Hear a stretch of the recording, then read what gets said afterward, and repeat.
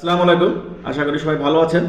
আজকে আলোচনার বিষয় হচ্ছে খুব কমন একটা টপিকস, যেটা আমরা সবাই বিব্রত, আমরা সবাই এটা নিয়ে আলাপ করে থাকি, আমরা সমালোচনা করে থাকি।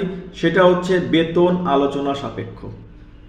খুব কম অর্গানাইজেশন আছে যারা তাদের জব সার্কুলারে বেতনের রেঞ্জ উল্লেখ করে দেন, তবে ম্যাক্সিমাম যে অর্গানাইজেশন আছে তারা তার বেতনের পরিমাণ উল্লেখ করেন না, লিখে দেন বেতন আলোচনা সাপেক্ষ। প্রবলেমটা মূলত এখানেই।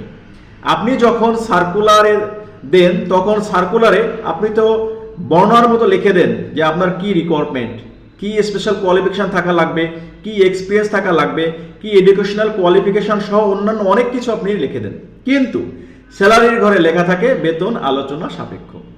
হয়তো এটা আপনার কোম্পানির পলিসি হতে পারে যে আপনি চাচ্ছেন যে আপনার প্রতিষ্ঠানের স্যালারি স্ট্রাকচার ওপেনলি ডিসক্লোজ না করতে, কিন্তু এর জন্য ক্ষতিগ্রস্ত হচ্ছে আসলে যারা ইন্টারভিউ দিতে যায় তারা। আপনি যখন এক্সপিরিয়েন্স লোক নেবেন তখন অবশ্যই যারা বর্তমানে চাকরিরত তারা কিন্তু ইন্টারভিউ দিতে যাবে বা অ্যাপ্লিকেশন করবে। এখন এই অ্যাপ্লিকেশন যারা করবেন তারা আপনার ওখানে ইন্টারভিউ দিতে যদি যায় তাহলে কি হচ্ছে, সেখানে তার একটা যাতায়াত খরচ আছে, তার একটা সময় ইনভেস্ট আছে, তার একটা শ্রম ইনভেস্ট আছে। সব কিছু ঠিকঠাক যখন হয়ে যাচ্ছে তখন লাস্ট মোমেন্টে বলতেছেন যে আসলে আপনার জন্য বা আপনাকে দেওয়ার মতো বাজেট আমাদের নাই, বা এই পোস্টের জন্য আমাদের এত বাজেট নাই।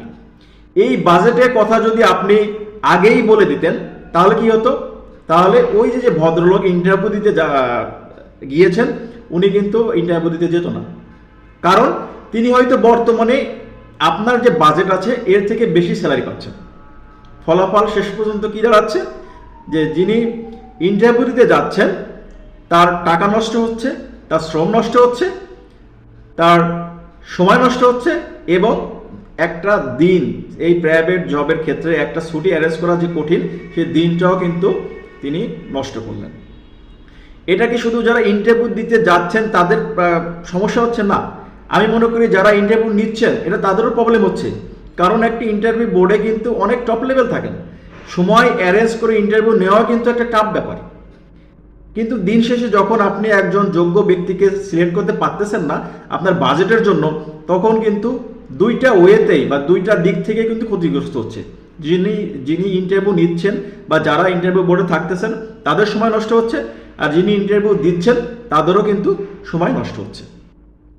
অর্থাৎ আমি মনে করি যে আপনি আপনার যে বাজেটটা সেটা যদি অ্যাকুরেট অন্তত প্রকাশ করতে না পারেন, অন্তত একটা রেঞ্জ দিয়ে দেন যে আমাদের এই পোস্টের জন্য রেঞ্জ হচ্ছে এত থেকে এত, তাহলে কি হবে, যারা ওই রেঞ্জের ভিতরে জব করতে চায় বা যারা জব করতে ইচ্ছুক শুধুমাত্র তারাই কিন্তু তখন ইন্টারভিউ ফেস করতে যাবে, এবং যদি সিলেক্ট হয় আপনার বাজেটের ভিতরে আপনি একটা লোক পেয়ে যাবেন। অযথা অন্যদেরকে সহ নিজেদেরকে বিব্রতকর অবস্থায় পড়ার কোনো দরকার আছে বলে আমি মনে করি না। যে এখন আমাদের কি উচিত, অন্তত এই হ্যাসেলটা দূর করার জন্য যদি সম্ভব হয় এই নিয়ম থেকে বের হয়ে এসে আমাদের স্যালারির জায়গায় বেতন আলোচনা সাপেক্ষ এই শব্দগুলো বাদ দিয়ে আমাদের একটা রেঞ্জ যেটা আছে সেই রেঞ্জটা যদি আমরা পারি সেটা একটু লিখে দিই।